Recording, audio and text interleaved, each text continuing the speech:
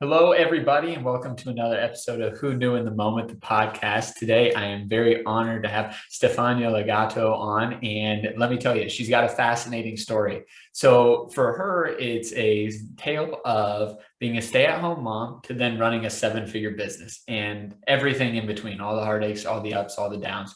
And something that I've really grown to appreciate about her is that if she says she's going to do something, she's just going to figure out a way to do it. It's not so much of a maybe I will, maybe I won't. It's just how. So, Stefania, thanks so much for being on today. Thank you, Phil, for the invitation. I'm very honored to be here. And hello, guys, to all of you, for all the listeners.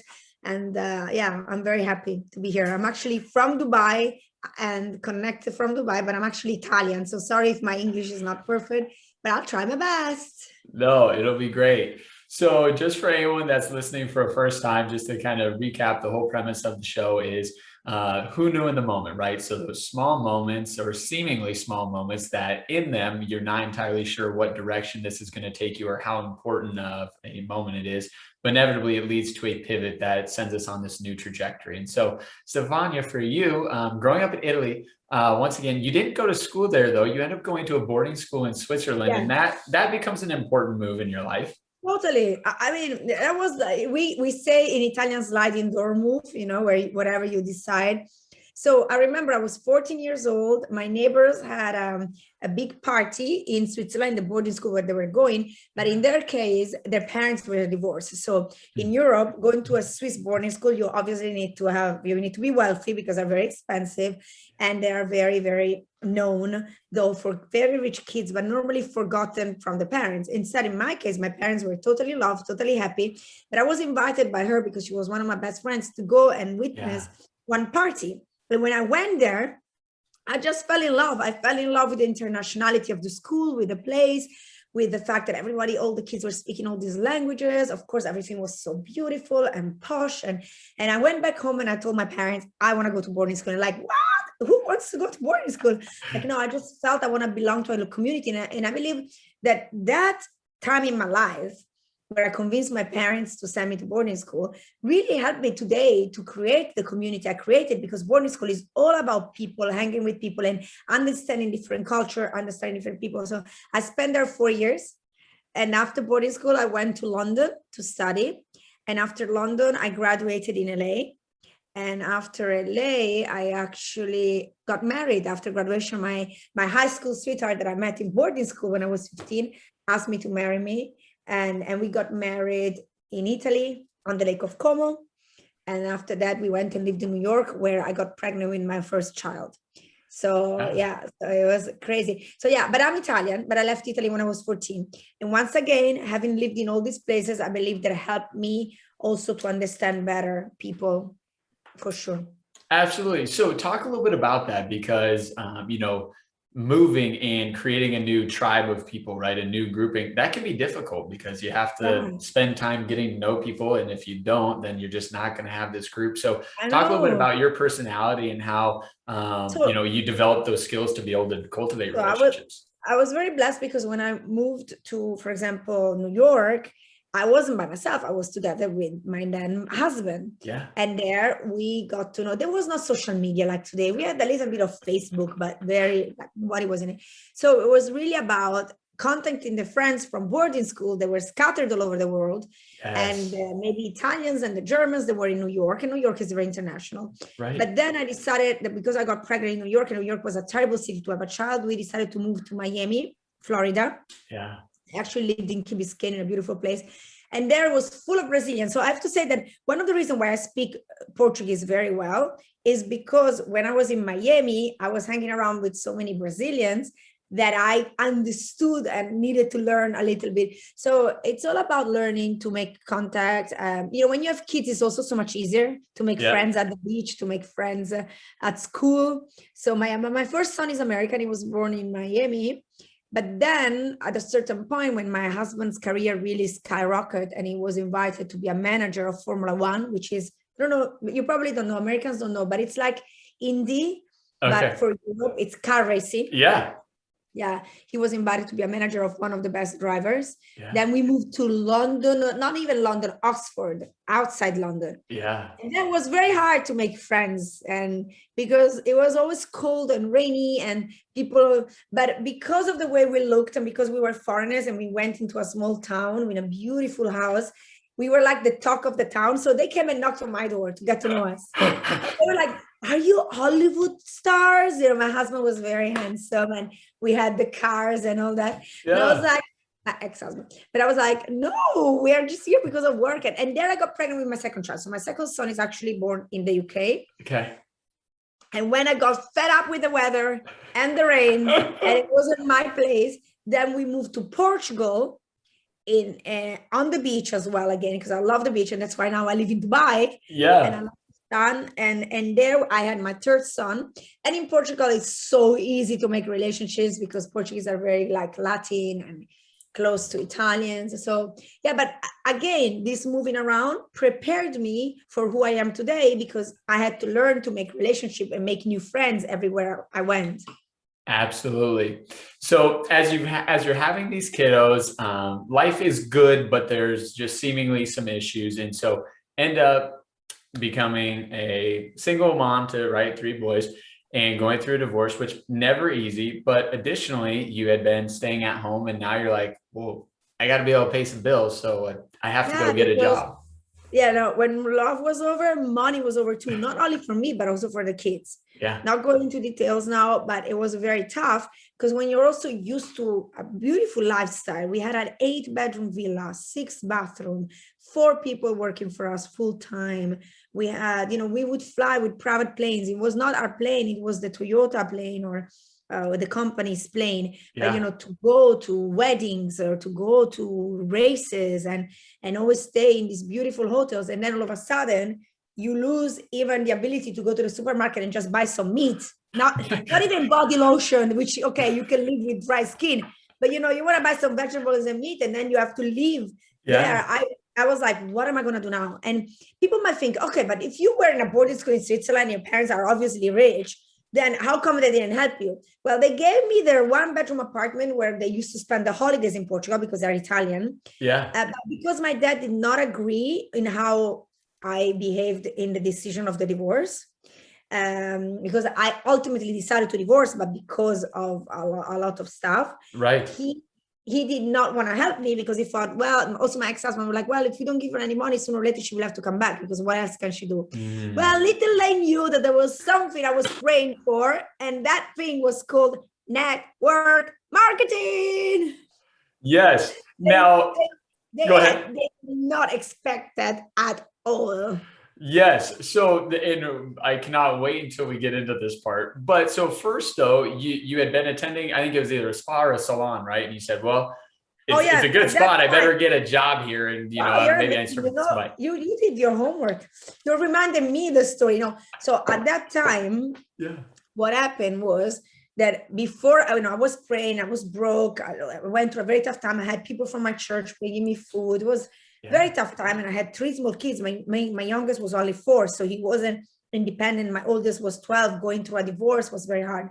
And the spa, the beauty salon, where I used to go as a client all the time, and I spent a lot of money, they felt they owed me a favor because I was already doing, without knowing, network marketing for them, because I was like, look at this, 3 kids, and like 3 months later I was on my beach with no cellulite, super fit, because I was doing their treatments and my skin and my hair, and like people were like, where are you going? So I would send all these clients to their spa, and they were like, oh, thanks to you we have so many clients. So when I lost everything, and in fact in the morning when I caught another sliding door moment in my life where I found out certain things about my husband, that morning I had an appointment in that spa, and I had a facial, and of course you always become friends with the lady from the facial.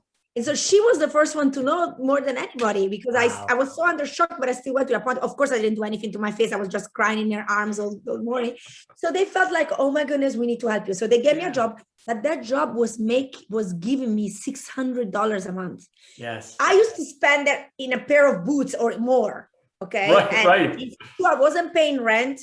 And I didn't pay a lease of a car because my dad gave him his car, but I needed cash. I needed money, and my mom was, giving me a little bit of money behind my dad's back. But because he had a plan with my ex-husband to make me go back, they were not helping me. Yes. So it was hard, and so out of desperation, and what is so funny, the owners of this spa today, they're in my team, and they sold the spa and are full-time networkers. This is also kind of crazy. Yeah.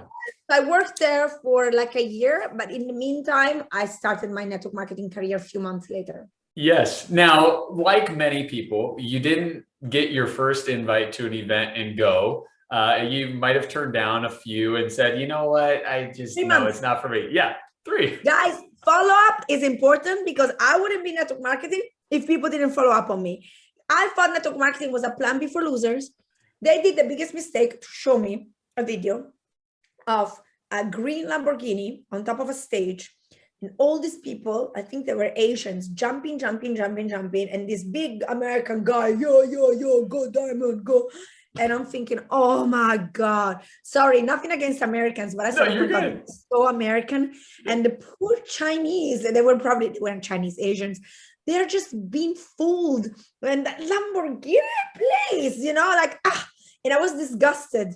Because I was somehow kind of a snob, because I grew up with money. I was in a boarding school. I lived always, this high type. So I was like, network marketing is for these poor losers that they want to live a dream and they want to believe they're going to be rich. And because they have no chance to ever do it, but, let them believe it. So I was very much against it, which is so funny, because today I'm a network marketing professional and I'm married to a network marketer.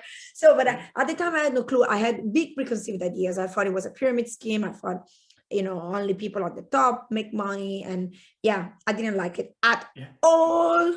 Absolutely. Well, and there's some other people that didn't like it for you at all. So within your first 3 days, you said, you know what, I had reached out to pretty much everyone that I knew, got really, really bad feedback, or just not a lot of traction. And you had some thoughts of like, well, maybe I just am not cut out for this. Maybe I should be done. Yeah, everyone said no to me. Not one person said yes to me. Number one, you have to understand, I was just a mom. So here I come. Before I was using the credit card of my dad. And then when I got married, I was using the credit card of my husband. Now, I don't want to sound like a spoiled brat. Having 3 kids in 3 different countries and moving and throwing parties and taking care of a big house, that's a job. Okay. Absolutely. And I was active with all the charities, and I'm a born-again Christian, so I was part of a church. So I wasn't like, oh, just shopping all day, not the clueless type of chick. Okay. I was always on top of the game, but not thinking about my own career, because I met my ex-husband. I was only 15. I loved him when he was broke. And I mean, his family was never broke, but he had nothing personally.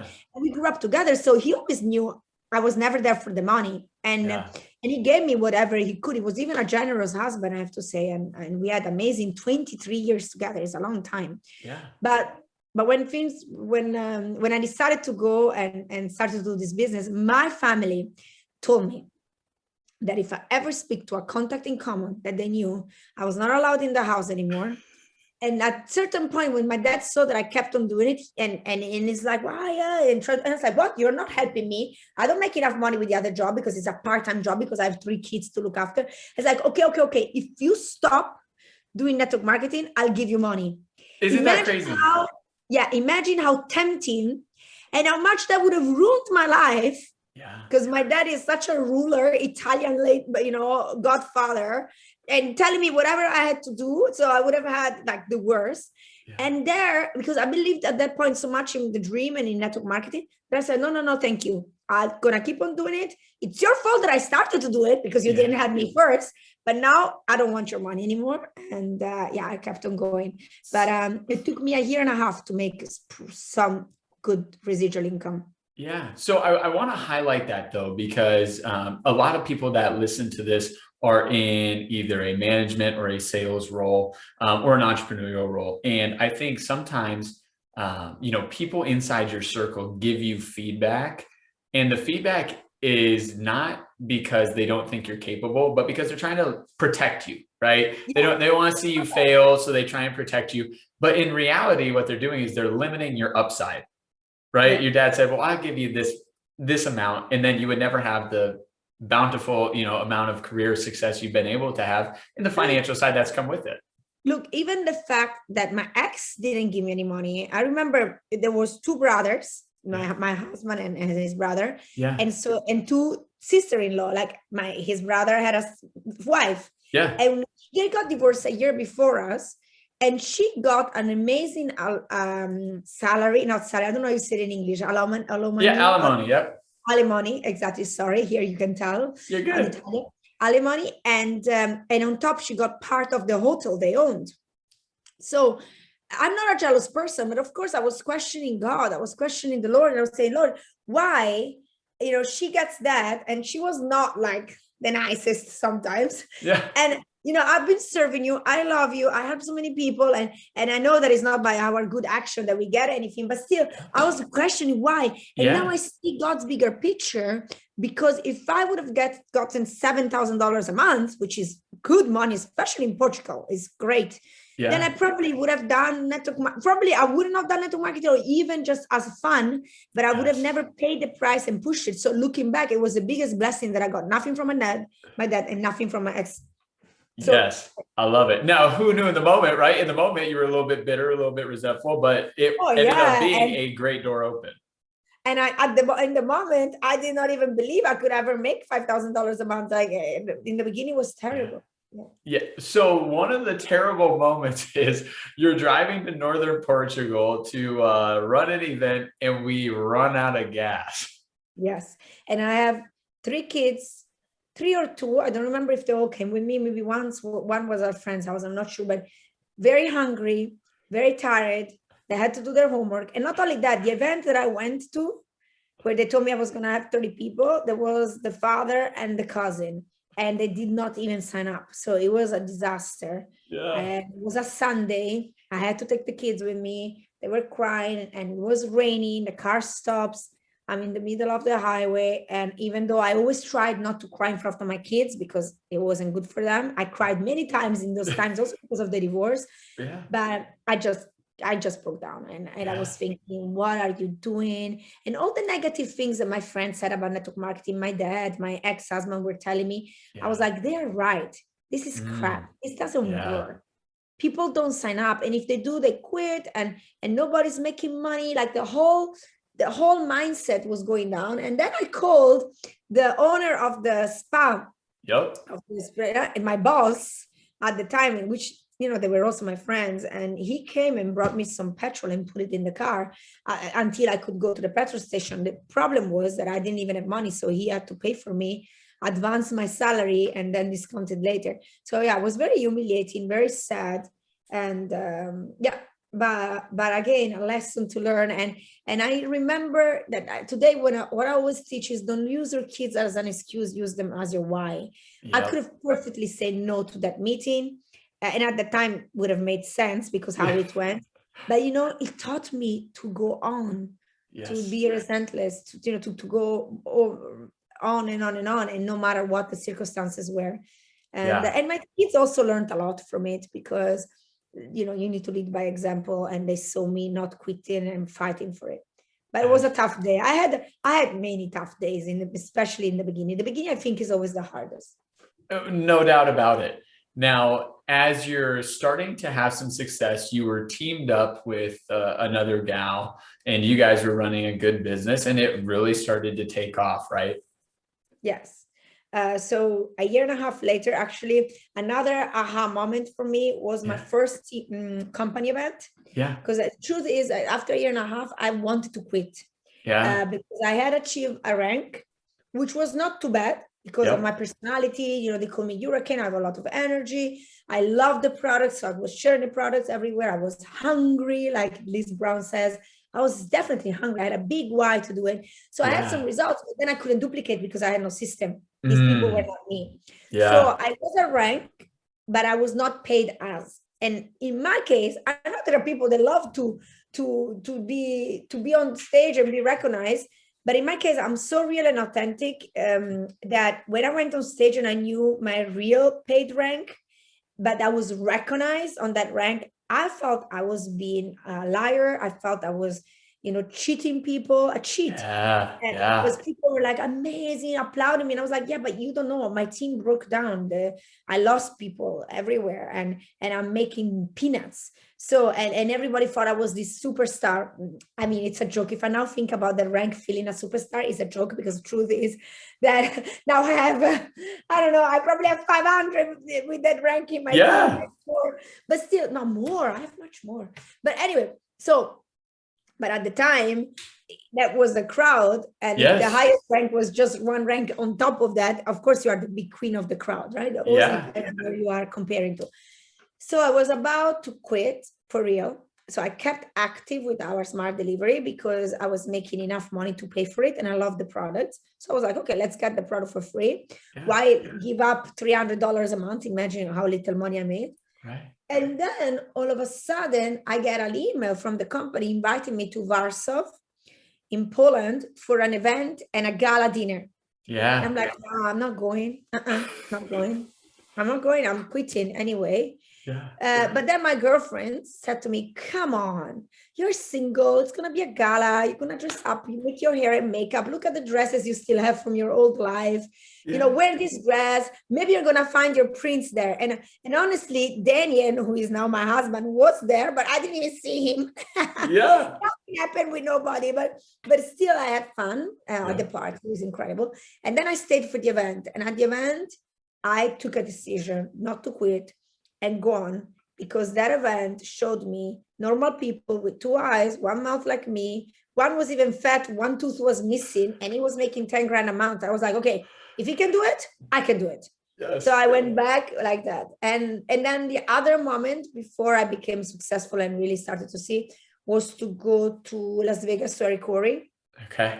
And when I saw all these ladies, single moms with 3 kids, that was the year of single moms with 3 kids like me. Making a couple of $1 million, $1 million a year in commissions. I thought, wow. So in America, they make $1 million. In Europe, I will make $100,000, but that's okay. And so they inspired me, and it gave me how can I say? I stopped being ashamed to tell people I was a networker after I came back from college. And that's very important, because you need to first take care of your mind. Even though I felt I was not ashamed, deep inside, I was still ashamed to be a networker. If you don't believe in it yourself, how can you make others people believe in it, right? Bingo. Well, and I think something that's tough, and you talked about the mental side of it, is when you have so many people that you love and respect telling you, hey, this is a negative thing. This is not good. This is bad. Like it's really tough to siphon that out and not continue to hear that in the back of your head. Totally. So many people in the world still don't understand network marketing. And tell you the truth, my dad sometimes, and he's obviously proud of me now. And when he comes to Dubai, he puts his wallet in the safe box, says, now it's your turn, you pay it all. Like, I can't believe it, Dad. You're rich and still want my money. Like, it's your turn. I'm poorer than you now. So, but still today, sometimes he looks at me and says, I still don't understand how you guys do it. I still don't know where all this money is coming from. Sure is legal. I'm like, Dad, of course it is. We're recognized all over the world. Look how many prizes. But because he still doesn't he comes from an old traditional business. And and then he also says, I don't believe in your Jesus, but I tell you one thing, because he's an atheist. One thing, I see a miracle in your life. Because someone like you could have never done it. And I said, I know, it's God. It's God. I keep on telling you, the power of prayer. It's like, because you're a mess. You're a mess. Like this. Like, my dad is funny, but it's true. It is true that it's a miracle what happened to me. I always say duplication of bread and fish. That's amazing. I love it. So as you have this partnership, your partner decides to segue off and just be in a business with her husband, which means that you get to start over. Wait a second. I never tell this story not to confuse people. And you dig this out. Where did I even say that on camera? Because you have to understand, guys, Phil is in the other side of the world. We don't know each other. Wow. When you were saying partner before, I thought you were meant that I met Danny. And now, okay. All right. You want to hear that story? I do. Wow. Okay, without names, because it's not gonna make her look. No names. Okay. So I was so skeptical. Let's go back now to the beginning. I was so Yeah. skeptical about network marketing Yeah. that I got never convinced to sign up. What I did was to tell a friend, okay, I sign up with you, like we partner. You put your face and your name is there, and I send you the people, a little bit like I was doing the beauty salon. Yeah. I send you the people, I can sell some products, but you take care. And in fact, she always took care of the wallet, she always took care of everything. I was doing the public relation part without knowing that in reality, to do what she was doing, all I had to do was to learn one afternoon how to use it. And I was dividing all the money all the time. But I was super happy to do that with her, also because I was very grateful that she introduced me to that. What happened when we got to $8,000 a month, which divided by 2 was 4, but we were happy with that. Her husband was making 6. And her husband started to love the business. First, he didn't really believe in it. And then he started to love it and started to believe in it. And, the idea was on her name. So one day they came up to me and told me, Stefania, sorry, we love you, but we are grateful for everything. But look, this is a couple business and my husband now wants to work with me and we cannot do it in 3. I even have a picture where he's us 3 recognized on stage. And I was like, why is he coming on stage? Like he hasn't done anything. Yeah. They want to celebrate together, but they were already planning it. So practically they asked me to stop. They were going to give me money for 3 years on the people that I placed there, but I had to restart from 0. But when I moved, one woman, I didn't ask her for it because they didn't like each other. She followed me. And I made the mistake knowing to let her re-enroll on the son's name, I think. But I really didn't cross-recruit her. She really didn't want anything else. So we had a fight. So she stopped giving me the money from the other position, which for me was dreadful because it was still $4,000 a month. Yeah. For them, it was convenient. Right. And the hardest part was, I remember being in Berlin at an event and going there with no rank. And they were both on stage celebrating. And I promise you, I looked at my team and it was all my contacts because I was the one. She brought the people, but I was the one. And I remember that day, and I have to say faith really helps because, of course I had feelings of hatred and of unforgiveness. And I gave it all into Jesus' hands. And I said, God, you know what? I give it to you. You are my advocate, make me justice. And I had this quote that says, destroy your enemies with success. At the end, they're not even my enemies, but I was like, you know what? I'm going to prove them. Yeah. That I will be even better. And today they're not even in the business. Wow. They could have made millions of dollars, but much better like this for me. Imagine sharing for the rest of my life, my income today, right? Yes. So, I mean, they're fine. And she blocked me from all over social media because I believe that she doesn't want to see what she missed out from just making such a silly decision. They asked me to leave. I didn't want to leave. Right. But I still love them, and they have 3 amazing daughters, and one of them now is winning like some singing competition, so they're doing fine. Cool. But yeah, so it was hard. I had to restart all over again from scratch. Yeah. But I have to say one thing: I had to restart from scratch, but not from 0, because I learned so many what to do, what not to do, and what to do throughout that time before. Yes. The group of people you were starting to work with was from scratch, but your knowledge base was growing, right? I love that. Exactly. That's good. And like I was saying, I turned the pain into power. I have felt cheated from my ex-husband. I felt cheated from my friends. I felt let down by people. And I decided, instead of being at home and thinking and being disappointed and being hurt, you know what? Let's work so much that I don't have time to feel the pain. And I can turn it into the power. And that's what I do. I love that. So I would love to say that that's the last time you have to restart a business, but it happens again. So the company you're working with, you get a phone call or maybe it's a letter from another company. No, it was terrible. We found it out on a YouTube video. They sent me a YouTube video. They didn't even have the courage to tell me. Right. Oh, no. And by the way, I was already #1 woman in the company in Europe. Yeah. So it's not like I was. No, they tried to keep it secret. The Americans, they kept it secret until the whole deal wasn't done. but somebody in the States that found out, they made a video, and then the video was sent to me. Of course, I was in denial in the beginning. I was very upset. Yeah. But again, once again, the Bible says that God takes the bad things and turns them into good. It Mm. was the biggest blessing of my life, because when, oh my God, telling you those stories, I start to see I need to look at it where it's in the Bible, because it's really, look, my disaster divorce turned it into good. My partner leaving me was the biggest blessing. The company shutting down, where I was crying for a week,